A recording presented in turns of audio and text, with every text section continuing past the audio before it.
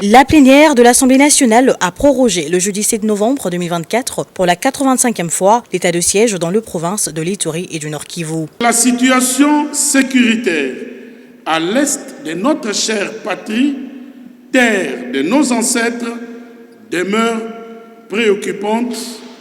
En conséquence, la prorogation de ce régime d'exception s'avère indispensable. C'est sans débat que les élus nationaux ont procédé au vote du projet de loi portant prorogation de l'état de siège sur une partie de la République. La majorité de ces représentants du peuple ont adhéré à une motion du député national Méchek Mandefou qui a estimé que les élus nationaux reviennent souvent sur les mêmes questions et revendications à chaque sollicitation de la prorogation de l'état de siège par le gouvernement. Ils ont ainsi tous estimé qu'il était préférable de procéder à un vote sans débat, réservant leurs revendications à l'évaluation tant attendue.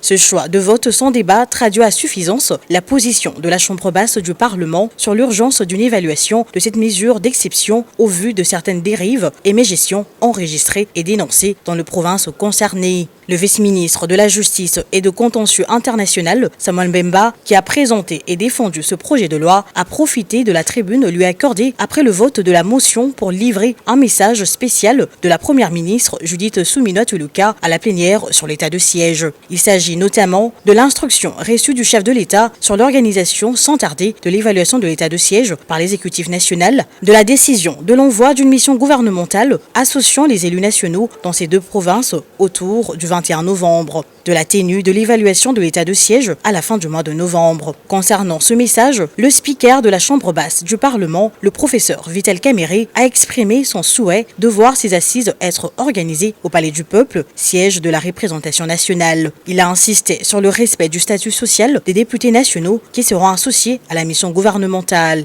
L'évaluation à la fin du mois, oui, mais ici à l'Assemblée nationale, la représentation du peuple, la première ministre sera à l'aise avec son gouvernement. Ensemble, nous allons évaluer l'état de siège en toute transparence et nous allons atterrir. Et ça va rendre même inutile l'évaluation de l'Assemblée elle-même. Voilà, nous ferions à ce moment-là d'une pierre deux coups.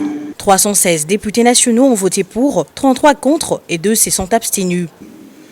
Au vu du résultat des votes, l'Assemblée plénière déclare recevable le projet de loi portant autorisation de la prorogation de l'état de siège sur une partie du territoire de la République démocratique du Congo.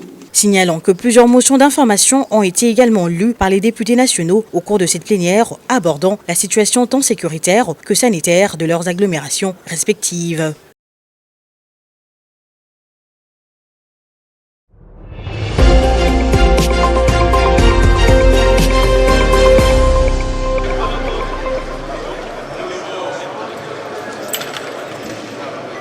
La plénière de l'Assemblée nationale a prorogé le jeudi 7 novembre 2024 pour la 85e fois l'état de siège dans les provinces de l'Ituri et du Nord Kivu. La situation sécuritaire à l'est de notre chère patrie, terre de nos ancêtres, demeure préoccupante.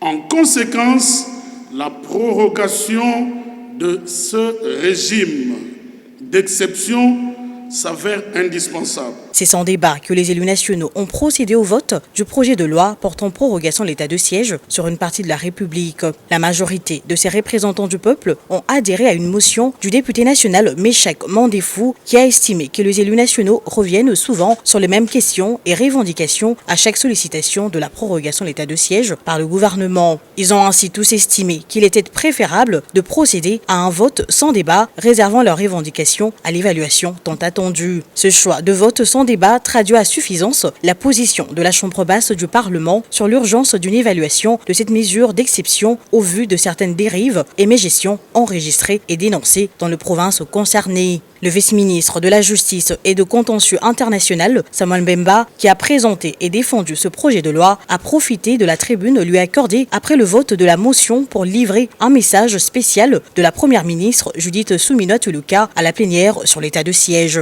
Il s'agit notamment de l'instruction reçue du chef de l'État sur l'organisation sans tarder de l'évaluation de l'état de siège par l'exécutif national, de la décision de l'envoi d'une mission gouvernementale associant les élus nationaux dans ces deux provinces autour du 21 novembre, de la tenue de l'évaluation de l'état de siège à la fin du mois de novembre. Concernant ce message, le speaker de la Chambre basse du Parlement, le professeur Vital Kamerhe, a exprimé son souhait de voir ces assises être organisées au Palais du Peuple, siège de la représentation nationale. Il a insisté sur le respect du statut social des députés nationaux qui seront associés à la mission gouvernementale. L'évaluation à la fin du mois, oui, mais ici à l'Assemblée nationale, la représentation du peuple, la première ministre sera à l'aise avec son gouvernement. Ensemble, nous allons évaluer l'état des sièges en toute transparence et nous allons atterrir. Et ça va rendre même inutile l'évaluation de l'Assemblée elle-même. Voilà, nous ferions à ce moment-là d'une pierre deux coups.